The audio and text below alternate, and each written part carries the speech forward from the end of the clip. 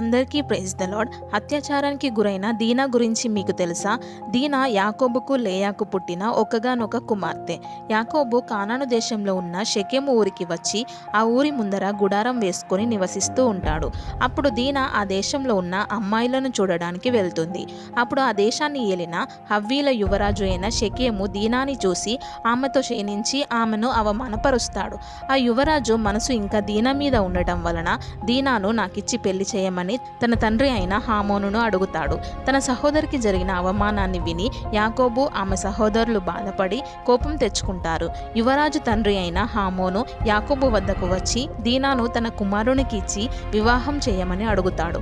అందుకు వారు, మేము ఈ కార్యము చేయలేము, సున్నతి చేయించుకొని వానికి మా సహోదరిని ఇవ్వలేము, అది మాకు అవమానము అని చెప్పి మీలో ప్రతి పురుషుడు సున్నతి చేయించుకుంటేనే అప్పుడు ఒప్పుకుంటామని చెప్తారు. షెకెము దీనాను ఇష్టపడతాడు కాబట్టి సున్నతి చేయించుకోవడానికి కూడా ఇష్టపడతాడు.